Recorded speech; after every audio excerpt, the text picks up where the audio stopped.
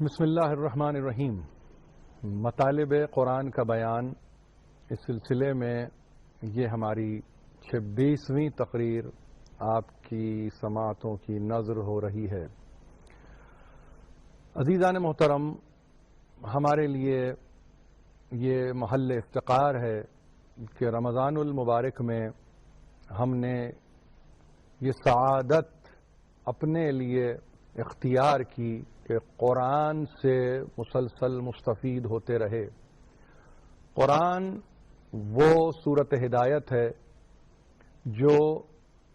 انسان اور انسانیت کی بقا کی ضمانت دیتا ہے، اور ایسی کتاب کہ جس کی نہ کوئی نظیر اور نہ ہی جس کی کوئی مثال. 26ویں تقریر میں اگر میں آپ سے عرض یہ کروں کہ مسلسل تفکر اور تدبر سے گزرتے ہوئے ہم نے قرآن ہی کو اپنی گفتگو کا محور اور مرکز بنائے رکھا، اور اب ہم اس مرحلے پر ہیں کہ خود وجود قرآن پر گفتگو کریں کہ قرآن آخر ہے کیا. جس تعلق سے گفتگو ہو رہی ہے، قرآن کی صورتیں ہوں یا آیات ہوں، ہر اعتبار سے ہم نے گفتگو کو کرتے ہوئے شاید اس چیز کو انتہا کے لیے اٹھا رکھا تھا کہ وجود قرآن پر بھی گفتگو کر سکیں. یہ قابلیت من جانب اللہ ہے، اور ظاہر ہے کہ کوئی بھی دعویٰ نہیں کر سکتا کہ قرآن کے تعلق سے گفتگو کی جائے. لیکن عجب نہیں ہوگا کہ جب کبھی قرآن پر گفتگو ہو وہ قرآن ہی سے ہو، وگرنہ تاریخ میں قرآن کی وجودی حیثیت پر گفتگو کرنے کے لیے نہ صرف یہ کہ شارح موجود ہے بلکہ مفسر موجود ہے، نہ صرف یہ کہ مفسر موجود ہے بلکہ کلام کے علماء بھی موجود ہیں کہ جو خلقت قرآن، وجود قرآن پر گفتگو کرنے کے لیے بےتاب رہتے ہیں. لیکن حقیقت میں قرآن مجید نے جب اپنے آپ کو یعنی اپنے سر کو یعنی اپنے راز کو کھولا ہے تو قرآن مجید نے یہ کہا انہ لقرآن کریم فی کتاب مکنون لا یمسہ الا المطہرون، سورہ مبارک واقعہ، جہاں ارشاد ہوا بے شک یہ قرآن کریم ہے، اور ظاہر ہے کہ کریم کرامت سے بھری ہوئی کتاب ہے، ریسیٹیشن ہے تو مکرم ہے. اگر یہ قرأت سے تعلق رکھتی ہے، مسلسل تلاوت سے متعلق ہے، تو اس میں نہ صرف یہ کہ کرامت ہے بلکہ اس میں تکریم ہے، بزرگی ہے. اور پھر ایسی کتاب کہ جو چھپی ہوئی ہے، کتاب مکنون ہے، مخفی ہے، لا یمسہ الا المطہرون، اس کو کوئی چھو نہیں سکتا، اس کو کوئی مس نہیں کر سکتا جب تک کہ وہ طاہر نہ ہو. علماء اسلام نے اس کیفیت قرآن کو اس کا پری ریویلڈ ایگزسٹنس بتایا، یعنی جہاں قرآن کے درجے ہیں،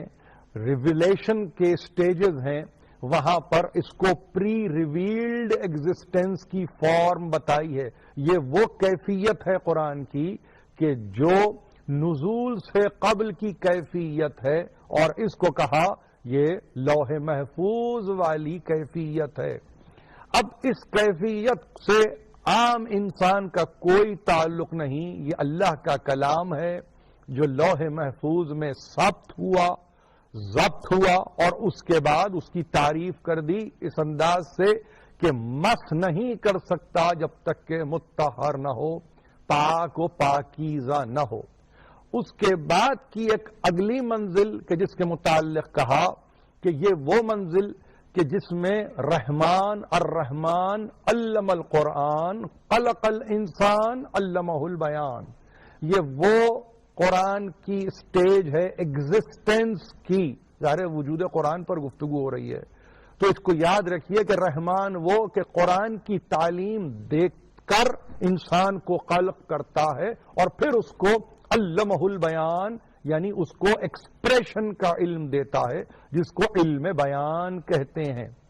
تیسری منزل وہ کہ جو ہم نے اپنی گفتگو کے آغاز میں آپ سے کی تھی اور آپ کی خدمت میں پیش کی تھی، اور وہ شہر رمضان الذی انزل فیہ القرآن، یہ وہ مہینہ ہے جس میں قرآن نازل ہوا۔ شہر رمضان الذی انزل فیہ القرآن ہدی للناس وبینات من الہدی والفرقان، انسانوں کی ہدایت لیے ہوئے اور انسانوں کی ہدایت کے لیے رمضان کے مہینے میں نازل ہونے والا قرآن ظاہر ہے کہ صریح معجزات کا حامل، بینات اور فرقان، حق و باطل میں تمیز کرنے والا۔ پھر اس کے بعد مزید تخصص آیا، حامیم والکتاب المبین انا انزلناہ فی لیلۃ مبارکہ، سورہ مبارکہ دخان، کہ جہاں ارشاد ہوا حامیم، اور کتاب کون سی کتاب؟ جو مبین ہے، جو ظاہر بظاہر ہے، جو بین ہے، جو صریح ہے، جو روشن ہے، جو کھلی ہوئی ہے، جو معجز بیان ہے کہ ہم نے اس کو مبارک رات میں نازل کیا۔ اگلا درجہ بڑھتے ہوئے اور تخصص پاتے ہوئے کہ جہاں بسم اللہ الرحمن الرحیم انا انزلناہ فی لیلۃ القدر، وہ لیلت مبارکہ اب لیلۃ القدر میں مبدل ہو گئی، تبدیل ہوئی، یعنی اب تخصص در تخصص کی منزل۔ علماء اسلام کا من حیث مجموعی اتفاق اس امر پر ہے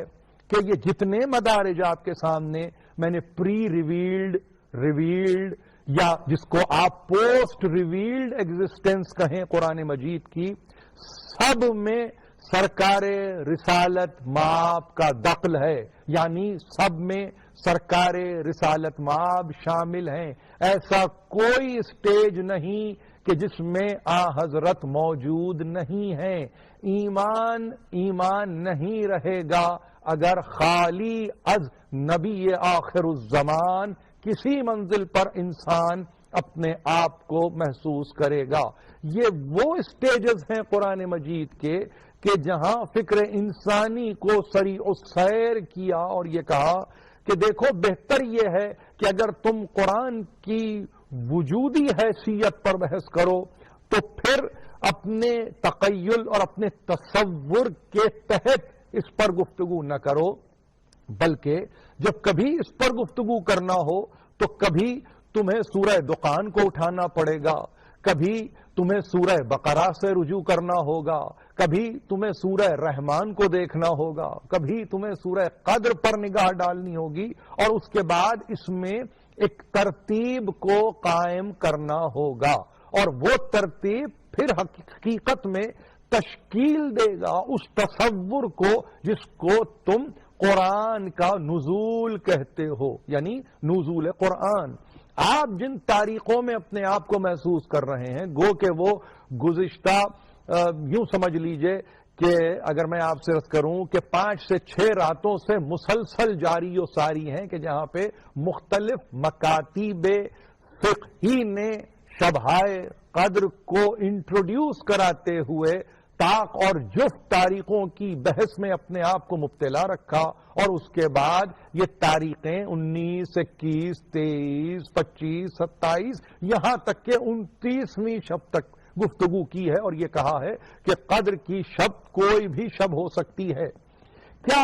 آج کے مسلمان کے لیے یہ زیادہ ضروری نہیں ہوگا کہ بجائے اس کے کہ وہ اس پر تحقیق کرے کہ شب قدر کس شب کو کہتے ہیں، کون سی تاریخ کو کہتے ہیں، کس رات کو کہتے ہیں، اس سے بہتر کیا یہ نہیں ہوگا کہ انسان معارف اور مطالب قرآن پر ایک مرتبہ تحقیق کرے اور پھر اس کے بعد اپنی فکر کو بسیط کرے، اس فکر میں توسیع دے، اور اس کے بعد وسعت فکر کے ساتھ دنیا کے سامنے جائے۔ یہ مباحث اپنی جگہ اصولی مباحث ہیں، اس سے فرار ممکن نہیں ہے، لیکن حقیقت میں قرآن کو سمجھنے کے لیے قرآن ہی سے سمجھنا ہوگا۔ اور جب قرآن سے سمجھنا ہوگا تو جب تک قرآن پر گہری نگاہ یا عمیق نظر نہ ہو اس وقت تک قرآن سمجھ میں نہیں آئے گا۔ میرا علمی مطالبہ تمام سننے والوں سے یہی ہے اور یہی رہے گا کہ وہ بجائے اس کے کہ قرآن کے نزولی مباحث میں فروعی اختلاف کو درمیان میں رکھ کر گفتگو کریں، بڑھ کر کوشش یہ کی جائے کہ یہ فروعی اختلافات کو ایک مرتبہ آپ ہٹا دیں، اس کو نگاہوں کے سامنے سے ہٹا دیں، اس کو اپنی نگاہوں سے اوجھل کر دیں اور اصول میں سب ایک مرتبہ جمع ہو جائیں اور یہ کہیں کہ ہاں یہ وہ قرآن ہے جو رمضان کے مہینے میں آیا ہے، لیلۃ المبارک میں آیا ہے، لیلۃ القدر میں آیا ہے، اور جب وہ قرآن آ رہا ہے تو کیسے آ رہا ہے؟ انہو لتنزیل، کیسی تنزیل ہے؟ یہ تنزیل کس کی طرف سے ہے؟ رب العالمین، عالمین کے رب کی جانب سے نازل ہونے والی کتاب ہے۔ نزل بہ الروح الامین، کہ جو ظاہر ہے کہ جس کا نزول ہو رہا ہے روح امین پر، اور پھر وہ کیسے نزول کر رہا ہے؟ یقیناً روح الامین پر اس کا نزول ہے۔ علی قلبک لتکون من المنذرین، وہ اللہ نازل کر رہا ہے۔ کون اللہ؟ جو عالمین کا رب ہے۔ اور کس پر؟ ظاہر ہے کہ ایک توسط، ایک وسیلہ اور ایک واسطہ روح امین کا، جسے ملائکہ میں مقرب ملک کہا گیا، جبریل امی بھی کہا گیا، اور اس کو اعظم فرشتہ بھی کہا گیا، اور اس کے بعد یہ کہا تیرے قلب پہ ہم نے نازل کیا لتکون من المنذرین، اے حبیب ہم نے تیرے قلب پہ اس قرآن، یعنی محل نزول قرآن قلب محمد ہے، جائے نزول قرآن قلب محمد ہے۔ تو تاریخ آپ کے سامنے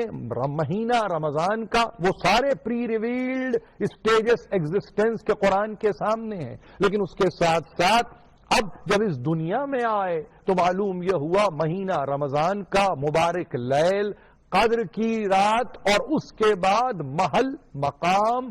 جگہ جہاں پہ نزول ہو رہا ہے وہ قلب محمد ہے۔ اور اس لیے اللہ قلب کا لتکون من المنذرین، تاکہ تو ڈرانے والوں میں سے ہو جا۔ ظاہر ہے کہ انذار ہے،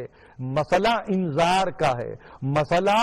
بشارت و نذارت کا ہے۔ وہ خوشخبری دینے والا بھی ہے اور وہ ڈرانے والا بھی ہے، وہ بشیر بھی ہے، وہ نذیر بھی ہے۔ یہ قرآن ہے، اور قرآن کے تعلق سے یہ وہ قرآن ہے جس کو قلب محمد پر نازل کرنے والا کر رہا ہے۔ لو انزلنا ھذا القرآن علی جبل لرأیتہ خاشعا متصدعا من خشیۃ اللہ، یہ ہے قرآن مجید، اور یہ ہے آیت قرآنی کہ جہاں ارشاد ہو رہا ہے سورہ حشر میں 59واں سورہ ممتحنہ سے پہلے آنے والا، یعنی 60ویں سورے سے پہلے آنے والا 59واں سورہ، کہ اگر ہم اس قرآن کو پہاڑ پر نازل کرتے تو نہ صرف وہ پہاڑ دب جاتا بلکہ وہ ہماری ہیبت سے ٹکڑے ٹکڑے ہو جاتا۔ یہ کلام کا بھیجنے والا جب کلام کو بھیج رہا ہے تو اس نے ایک مثال دی، اور یہ کہہ کے کہ ہم نے تمہارے لیے یہ مثالیں رکھی ہیں۔ کن کے لیے؟ ان کے لیے جو فکر کرتے ہیں، ان کے لیے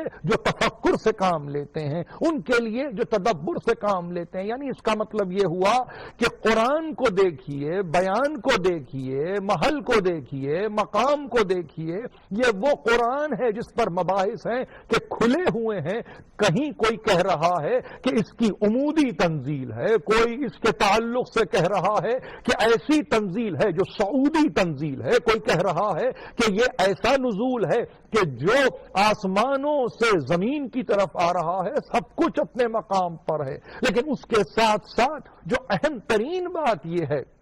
کہ وہ قرآن کہ جس کو ہم محل یعنی مقام بناتے، جس کے لیے پہاڑ، تو پہاڑ اس کلام کو برداشت نہیں کر سکتا، اس کلام کے دب جاتا، نہ صرف دب جاتا بلکہ ٹکڑے ٹکڑے ہو جاتا، ریزہ ریزہ ہو جاتا۔ اب جن کو علم ہے اور جو جانتے ہیں اس کلام کی ہیبت کو، تو وہ جان لیں کہ قرآن وہ کلام ہے کہ پہاڑ پر آ جائے تو پہاڑ ریزہ ریزہ ہو جائے، اور ایک وقت وہ قرآن قلب محمد پر آ جائے. اب وہ دفعی نزول ہو، تدریجی نزول ہو، وہ سلسلے وار نزول ہو، سورہ وار نزول ہو، آیتوں کے تسلسل میں نزول ہو، وہ کسی طرح کا بھی ہو، قرآن قرآن ہے. ایک آیت ہو یا 6,500 سے زیادہ آیتیں ہوں، ایک سورہ ہو یا 114 سورے ہوں، جس طرح سے بھی ہو، مگر قرآن کے تعلق سے کہا جس کو دشت و جبل برداشت نہ کر سکتے ہوں، جس کو پہاڑ برداشت نہ کر سکتے ہوں، اس کو قلب محمد نے برداشت کیا، اور اس طرح سے برداشت کیا کہ پھر اس کے بعد یہ قرآن مجید ایسی کتاب بن گئی کہ جو 23 برس تک انسانوں تک بصورت پیغام پہنچتی رہی. اور جہاں بصورت پیغام اس قرآن نے اپنے آپ کو پہنچایا اور پہچنوایا، تو وہاں کیفیت یہ ہوئی کہ وہ قلب محمد سے انسانوں تک کا سفر کرتے ہوئے کتاب تھی. ایسی کتاب تھی جس نے اپنے سفر کو جاری رکھا، ایسی کتاب تھی جس نے اپنے سفر کو باقی رکھا، ایسی کتاب تھی کہ جس نے اپنے سفر کو انسانیت کے لیے تا قیامت اس طرح سے باقی رکھا کہ کہیں انسان ہدایت سے محروم نہ ہو جائے، کہیں انسان ضلالت کا شکار نہ ہو جائے، کہیں انسان تاریکیوں کا شکار نہ ہو جائے، کہیں انسان ظلمتوں میں گرفتار نہ ہو جائے. یہ وہ کتاب، یہ وہ قرآن کہ جس نے اپنے آپ کو انسانیت کے لیے وقف کر دیا، کلن وقف کر دیا. دشت و جبل پہ آتے تو دشت و جبل پیٹھے پیچھے ہٹ جاتے، ایک مرتبہ خشیہ الہی میں مبتلا ہو جاتے، ایک مرتبہ پھٹ پڑتے، پھٹ جاتے، ختم ہو جاتے، ریزہ ریزہ ہو جاتے، خس و خاشاک میں تبدیل ہو جاتے. مگر قلب محمد نے اس بار کو اٹھایا، اور جب اس بار کو اٹھایا تو یہ بار ایک امت کا بار نہیں تھا، یہ امتوں کا بار تھا، جس پر گواہ بنا کر قیامت میں لایا جائے گا، جس پر گواہ بنا کر اس کو بلایا جائے گا. ایک امت نہیں، ہر امت جو اب آغاز سے اب تک اور انجام تک آنے والی ہے، ابتدا سے انتہا تک کا ضامن ہے، اور وہ ہے جس کو آپ یہ شرف اپنے لیے پاتے ہیں کہ وہ آپ کا نبی ہے، وہ پیغمبر آخر الزماں ہے. اس سے بڑھ کر مسلمان کی سعادت کیا ہوگی، اس سے بڑھ کر مسلمان کے لیے محل عبادت کیا ہوگا کہ اس کا پیغمبر وہ ہے کہ جس کی شریعت کو قیامت تک کے لیے رہنا ہے، اس کا پیغمبر وہ ہے جس کی کتاب کو قیامت تک کے لیے رہنا ہے، اس کا پیغمبر وہ ہے کہ جس کی سنت اور سیرت کو قیامت تک کے لیے رہنا ہے. کتنا مطمئن مسلمان کو ہونا چاہیے، کتنا اطمینان والا مسلمان ہونا چاہیے کہ اب اس کے بعد ہدایت کی کوئی اور صورت نہیں ہے، ہدایت کی کوئی اور شکل نہیں ہے. اب ہدایت ہے تو اسی میں ہے، قرآن ہی میں ہدایت ہے جو قیامت تک کی جانے والی کتاب ہے. تو اس کا مطلب یہ ہوا آغاز دیکھیے اور انجام دیکھیے، سب کا سب قرآن سے جڑا ہوا ہے، قرآن سے ملا ہوا ہے. اس کتاب کو اگر ان شبوں میں نازل کرنے والا نازل کر رہا ہے تو پھر بڑھ کر استقبال کرنے والے استقبال کیوں نہیں کرتے؟ اس پیغام کے تعلق سے اپنے دل کے دریچوں کو وا کیوں نہیں کرتے؟ اس پیغام کے تعلق سے نفرتوں کو کیوں نہیں دور کر دیتے؟ اس پیغام کے تعلق سے محبتوں کو کیوں نہیں پھیلا دیتے؟ فروعی اختلاف سے ایک مرتبہ بلند ہو کر اصول پا کے کیوں نہیں متحد ہو جاتے؟ اس لیے کہ قرآن کا پیغام ہی ہے. کیا پیغام ہے؟ یہدی، ایسا کہ جو ہدایت کرنے والا ہے، اور ایسی ہدایت کرنے والا کہ جو آپ کو اپنے مقام پر کھڑا کر دے، آپ کو قویم بنا دے، آپ کو مستقیم راستے کی ہدایت کر دے. مسلمان کے لیے لازم ہے، اور اس کے لیے ہر طور پر لازم ہے کہ وہ فرامین قرآن کا نہ صرف یہ کہ بغور مطالعہ کرے بلکہ اپنے مشاہدے میں قرآن کو لائے، اور اس طرح سے نبی آخر الزمان کی امت میں اپنے آپ کو کہلوائے. رخصت ہوتے ہوئے ایک مرتبہ پھر دعا پاکستان کے لیے، دعا مملکت خداداد پاکستان کی پروردگار حفاظت فرما، ملت کو متحد رکھ، مملکت کو مستحکم فرما. وآخر دعوانا ان الحمد للہ رب العالمین.